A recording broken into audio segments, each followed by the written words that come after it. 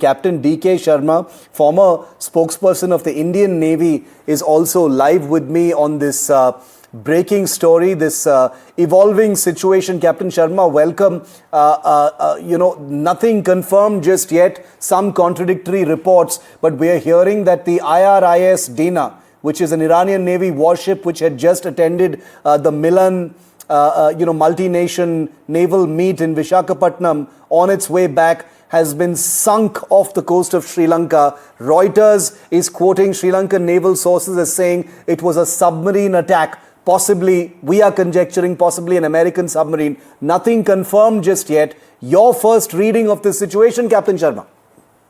Well, Shiv, good evening, first of all, and very, very unfortunate incident which has happened. But what I was also gathering was initially that, the ship has ran aground and then so many people have been picked up. But what is emerging now is that the casualties are what you are saying. Only 32, 31 people have been rescued, and the ship probably, I'm saying I'm not very sure, but indications are that there is a kind of an explosion. Now, explosion caused by what? It is not a missile. So it's an underwater explosion. Now, what has happened in the engine room, or it has been struck with a torpedo, which we are only conjecturing at this moment, but suddenly a ship going down.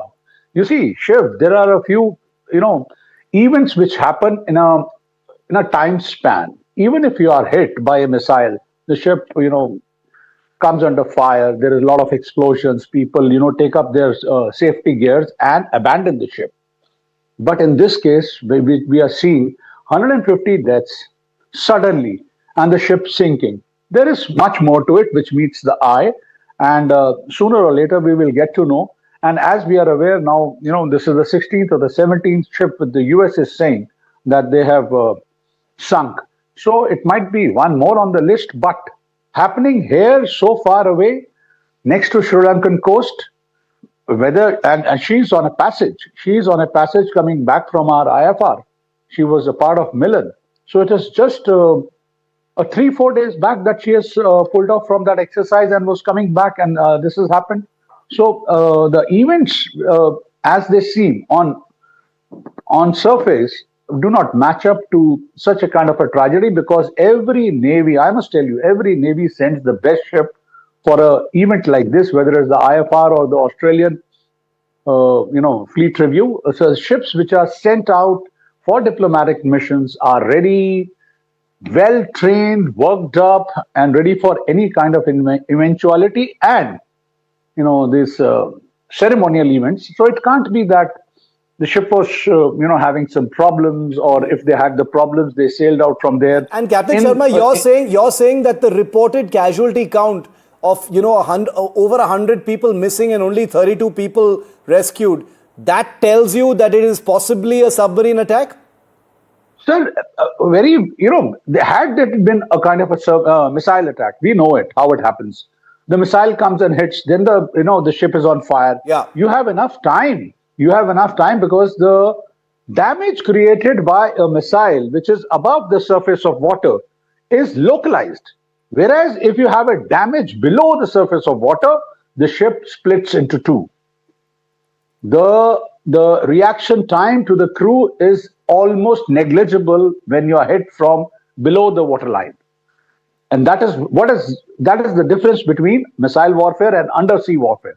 That is why it is so dangerous to come anywhere near the submarine operating areas and become, susceptible to attacks like this. This is what is submarine warfare.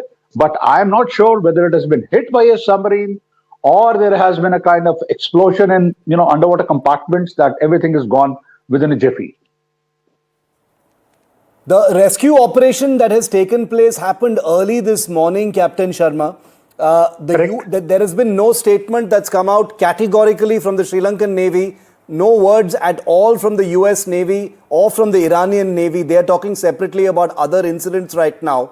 We also know that when it comes to submarine warfare, most things happen very secretively. Usually these things very secretively and very fast. Could that be one of the reasons why we're not hearing anything?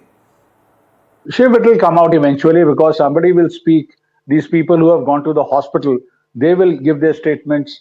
And the very fact that DK, if you just hold on for half a second, I've got a bit of an update on this particular story. The Sri Lankan Navy spokesperson, Buddhika Sampath, we've got a quote from him. He says, though it was beyond our waters, it is within our search and rescue region. We are the first responders as per international obligations. We found people floating in the water and rescued them. Later on, we found upon inquiring that they belonged to the Iranian ship. We swiftly transferred them to the Karapitya Teaching Hospital, where they're undergoing treatment. We suspect the dead bodies also belong to the same ship as we found them in the demarcated area. All right, so just a couple of statements over there. We will do technical investigations following the rescue and operations. As the Sri Lanka Navy, we completely reject these reports. I'm not sure what reports he is rejecting. Anyway, this incident is still being treated as an accident, I think is what they're looking at. He said he cannot at this moment share more details on this.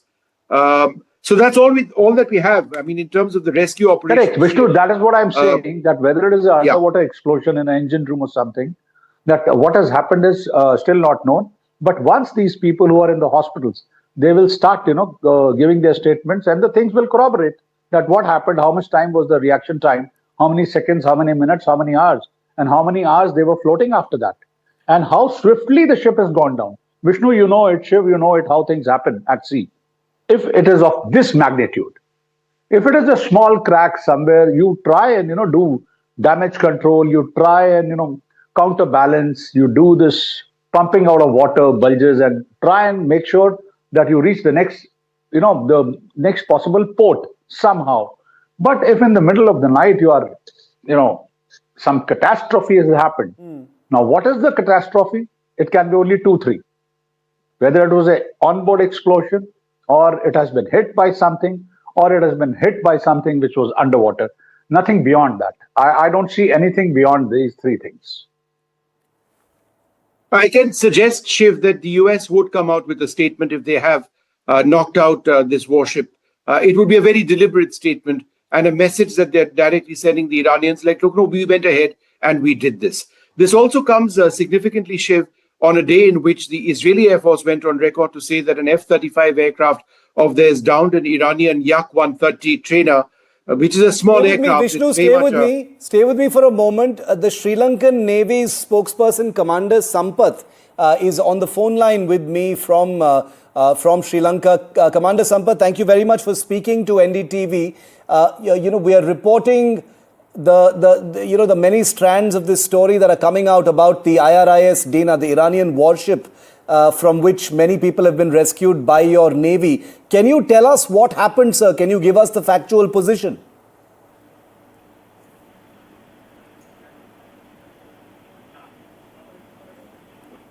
Commander Sampath, can you hear me?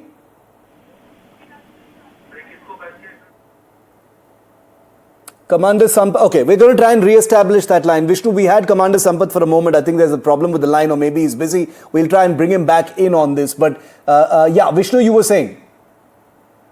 No, I was saying that this comes on a day in which the Israeli Air Force has said that it shot down an Iranian aircraft, a Yak-130, which is a trainer using an F-35. So, there's been that claim as well.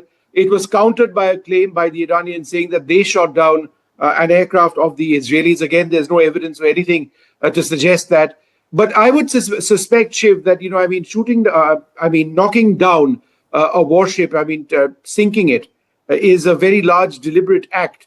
It is something that happens in open warfare, which is what we are in. And I do suspect the Americans would come out with some sort of statement sooner than later on this. It's too large an incident, sinking a warship, even though it's a small warship. There are more than 100 dead. That's a very significant number. I do expect the Americans would come out with a statement one way or the other.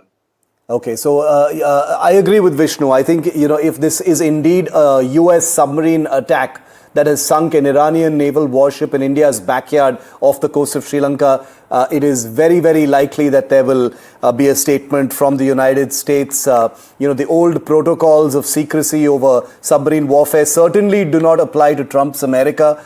This is something that he will most likely want to trumpet if it is indeed true. It's, remember, night in the United States right now, so we're hopefully awaiting more clarity on this from anyone, including the Indian Navy. Vishnu's in touch with the Indian Navy as well to see if we can get some kind of clarity on this. But Vice Admiral Anil Kumar Chawla, former a naval veteran, a former flag officer, commanding-in-chief of the Indian Navy, is with us as well. Admiral Chawla, good to have you on this developing story. It's always valuable to have someone like you as we try and decode, this perplexing development that has taken place off the coast of Sri Lanka, where a Reuters report says that the IRIS Dena, which is a Iranian frigate which was at the Milan convention just a couple of days ago, was on its way back, sent out a distress call and has sunk. The Reuters report suggests that it may have been a submarine that sank it. That's what sources in the Sri Lankan Navy have also said. But there appears to be a bit of a fog around this. With your best judgment, sir, what do you think may have happened? Thank you, Shiv, for having me on. I think it's part of the war. I mean, while we don't have confirmed knowledge of what caused the sinking, the speculation is it's a submarine attack because of the way that the ship has sunk all of a sudden, and I think Captain Sharma mentioned that. But the fact that the president of the USA has publicly announced, as also the CENTCOM commander, that one of the primary targets of the war is the Iranian Navy. And today they have claimed to have sunk 17 ships and also hold the only operational submarine as per their input. It is possibly part of the entire plan. And since they have a very good domain awareness, they would have known that this ship is making its passage back from the east coast of India. And it was attacked, as it has been brought out, by the Sri Lankan Navy outside their territorial waters. So it seems to be part of the overall plan in which the Iranian Navy is being neutralized. And the principal purpose of that is two. First, of course, that the US carriers that are operating close off the coast of Iran in the North Arabian Sea, it is for their safety, because the ship was also carrying surface missiles. And the second is that, of course, the Strait of Hormuz has to be kept open. So that's one of the stated objectives. And if they can neutralize the maritime capability, it will go a long way in ensuring that. So I suspect it is part of the overall plan, but we'll probably get to know more as time goes on. But you're saying, Admiral Chawla, that given what's happening right now in the air and the land war, this would not surprise you if there is a confirmation in the hours ahead that this was indeed a US submarine sinking in an Iran warship. It would sort of tie up with everything else that we're seeing. That's what you're saying? Absolutely. I mean, in the sense, we have to await the statement, if any, that comes out from the American side. They may or may not confirm the weapon used, because that is not normally mentioned for security of the platform, particularly of that of a submarine. But if they have done that, they would probably at some stage make a statement on this. But it's not really surprising in view of the fact that the Iranian Navy is one of the principal targets of this conflict. When this ship was at the Milan, multi-nation naval meet at Visakhapatnam, Admiral Chawla, and it was making its way back, wouldn't the ship's crew have known that they were, vulnerable, that they would be possibly targeted, especially given that the Trump administration, the US CENTCOM, had said that the Iranian Navy is directly in their sights. They're going to try and sink every ship. Did they not have a choice, or did they have to sail out and try and get back? No, absolutely. They would have known that since they are at a state of war, that this would be a warship is target in a state of war, a fair target in any case. But being a single ship, and this is a small ship, it's not a large ship, it's a corvette, it's a 1,500-ton ship. Yes. So their situational awareness, their knowledge of what's happening around them, and I suspect they may not have much of anti-submarine warfare capabilities. I have not seen really the capability of the ship. I know it's armed with surface-to-surface missiles, but a small ship like this would have very limited anti-submarine warfare capabilities, in its sort of entire capability which it has. So even if it had known that it will be attacked, I suppose it had to get back. Generally, in situations like this, ships or the ships that are outside the country, either they join in the battle or then they seek harbor or refuge in some neutral country, which the ship could have attempted. That is also legally permissible. But then it is probably chosen or was scheduled to get back, or maybe would plan of some larger plan that they had of using it as part of the combat in the North Arabian Sea. One doesn't really know those plans, but yes, obviously they would have known that they would be targeted. Because that would make it almost like a sort of suicidal mission. I don't want to oversimplify things because these are obviously complex decisions at the military level. But Vishnu, you want to jump in on this because for the lay viewer watching this, with all that we've discussed so far, would be wondering why this ship would even venture out. When the entire Iranian Navy is under attack. They obviously know that the Indian Ocean is going to be, a sort of fair game hunting ground for the US Navy if the stated purpose by the Trump administration was that they're going to sink every Iranian Navy ship in sight. Well, what we do have is photographs of this vessel. We've got them up on the screen. These are very recent pictures from the 19th of February, 2024. So it's 2020. So this ship... so this is interesting. This ship was actually in India for Milan 2024 as well. Yeah. She's returned this year. Correct. She's returned this year. It's come from Visakhapatnam, Vishnu. It departed from Visakhapatnam. Yeah, that's right. But the point that I'm making is that it's the second time the same ship has visited the International Fleet Review, Milan in Visakhapatnam. The last time this very same ship was in Visakhapatnam was in 2024. And the images that you see are from 2024 of this ship. Now, in a situation like this, they are under orders and they would have asked and they would have been given orders to go back home. It is a warship. It's meant to face threats. Their entire country, the entire fighting apparatus of Iran is exposed at this stage. They are attacking themselves with some impact, I might add, using their drones and their ballistic missiles.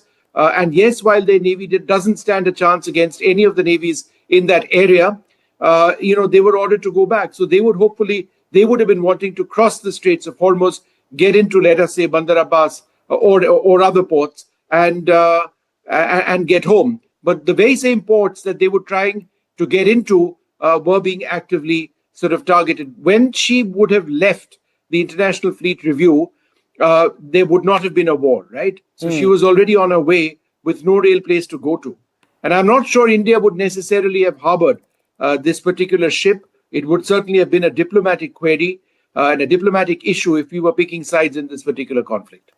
Also joining our coverage because we are, going to be staying with this story for at least a little while longer. But I do suspect it's going to be a little bit of a while before we get some clarity from the United States because the information must be being pieced together at this point of time until it can be released to the public, if in fact that is what is going to happen. Commodore IRIS Vasan, veteran of the Indian Navy and regional director with the National Maritime Foundation in Tamil Nadu, is also with us. Commodore Vasan, welcome. Very quickly, how are you reading this unfolding situation, sir? Not much official information coming out other than the fact that an Iranian Navy corvette or a very small frigate has sunk off the coast of Sri Lanka. Mysteriously, over 100 people are reported to be lost. Very few people have been rescued by the Sri Lankan Navy. No apparent explosion of any kind. A Reuters report says a submarine has sunk it, according to sources in the Sri Lankan Navy. How do you see this, Commodore Vasan? Yeah, good evening. And I am not here in the lead part of the discussion, so I'm not very sure as to what all has been said. My point is very simple. There's not much in the public domain. And therefore, all that we can now do is only speculate as to the real cause. Yeah. So if it is sunk without explosion, it's possible that it's not been hit by submarine, but even that we do not know. So all that we can say is that, there was an emergency necessitating its crew to abandon the ship. And Sri Lankan Navy and its Air Force units who are close by carried out a humanitarian task of rescuing the people who are alive. And those people who are there definitely would have indicated what is it that happened. So I think Sri Lanka has already said that they're not releasing any official footage of the rescue operations. Rightly so, because it is sensitive at this moment. So I think, as Vishnu brought out, this was someone who already participated in the IFR. Not a very old ship. It's only about 10, 12 years old. And therefore, I do not think that the material state of this some 1500 tonnage ship was poor. The Iranians also maintained the ship fairly well. So I don't think it had anything to do with the material condition of the ship. Yeah. And it was on this passage back of the IFR as was being made out. So it's possible that if the war had not broken out, he would have visited some more ships, including some more ports on the west coast in the North Arabian Sea, and then returned. Okay. So the people who have been rescued definitely would indicate as to what is the cause, what is it that made the ship go down. But at this moment, all that we can do sitting here is to speculate and say that A would have happened, or B would have happened, or C would have happened. We have an official statement from the Sri Lankan Navy. Let's just play that out very quickly for our viewers. So early morning early morning, MRCC received a distress signal. Though it was beyond our waters, but it is within our search and rescue region. So as we are a maritime nation, we are obliged to respond. We are the first responders as per the international obligation. So Navy swiftly coordinated with the Maritime Rescue Coordinating Center, and also we disseminate this information to the Sri Lanka Air Force and Coast Guard as well. And we launch and dispatch our craft with all the necessary rescue team and the necessary devices to render humanitarian assistance, and we reached up to that location and continue doing this search operation. So while doing search operation, we found people floating on the floating in the water and rescued them, and later on subsequently when we inquired them, we found that those people are belonging to the Iranian ship, and we understood that they need prompt medical attention, and we swiftly transferred them to the Karapitiya Teaching Hospital, and right now they are undergoing medical treatment. So we still continue in the search and rescue operation in that particular area with the calculation of weather condition and the maritime all the maritime related calculation, and we are continuing the rescue operation, search and rescue operation in that particular area. And also we have found some dead bodies in that particular area, and we suspect these bodies are belongs to the same ship because we found these things in the particular search and rescue area, I mean the demarcated area.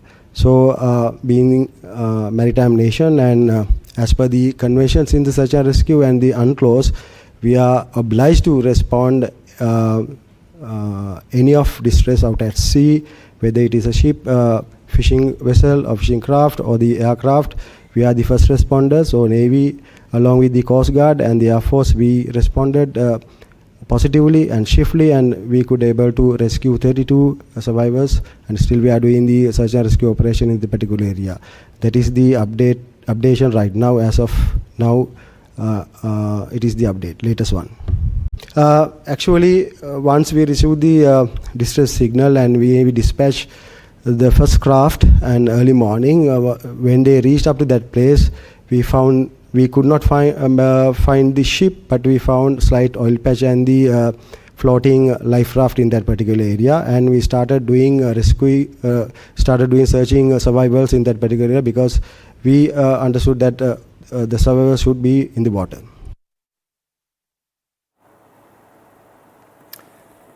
Captain DK Sharma wants to come in on this. Captain Sharma, you've just heard what the Sri Lankan Navy spokesperson has said. You want to add to that? There are very important three things which I would like to highlight over here. First of all, the accident or the incident, wherever it has happened, it is just off Point Galley. So these are the most busy lines of communication, and also the traffic separation scheme of ships. These are two lanes, like you go on the highway. There are two lanes over there. One is for upgoing traffic and a downcoming traffic. That is east to west and west to east.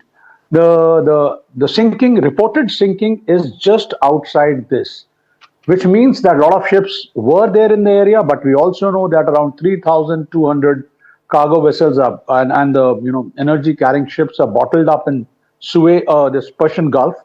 So the traffic might have been a little less. Number two, I want to bring in the importance of the maritime domain awareness, which the US rules the roost. They know the position of their enemies, their friends 24/7. So, talking about IRIS Dena coming out from Visakhapatnam, it would have been tracked 24/7 by their ships, by their satellites.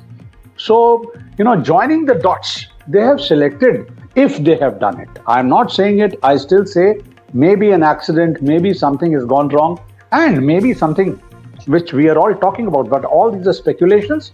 But 150 people dead in a flash, and then the rest are being picked up, and the ship is nowhere to be seen. So all these things do not add up to the story of, a damage from inside, because that takes time. And Admiral Chawla is there. He knows it.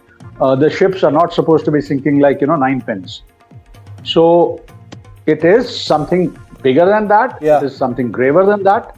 And it will come out, because once these people start talking what kind of, blast has happened, and the people and the story will be corroborated, and, everything will come on. Admiral Chawla, I want to ask you that would the people who've been rescued by the Sri Lankan Navy and who are in hospital right now, when they are spoken to, would they be able to, very clearly share what kind of an explosion it was, and would they be able to tell whether it was a submarine attack?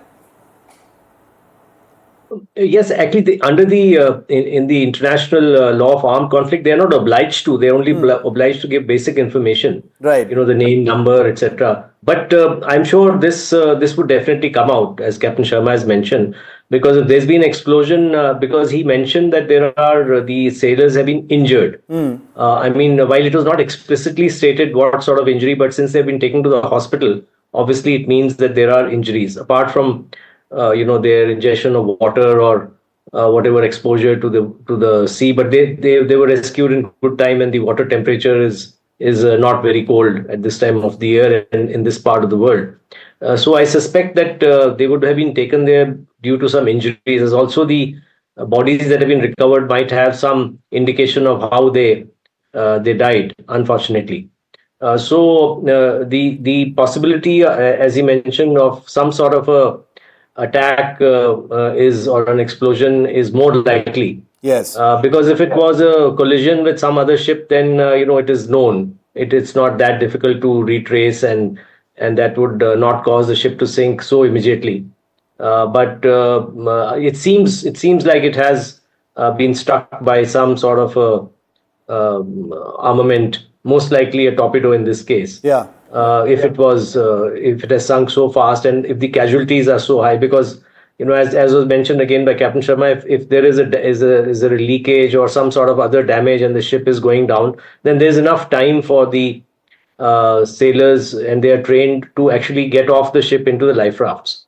And as such, the life rafts that have been found would have automatically come into play, because the minute the ship goes down, there is a automatic jettisoning of some life raft if they are properly sort of secured in that manner.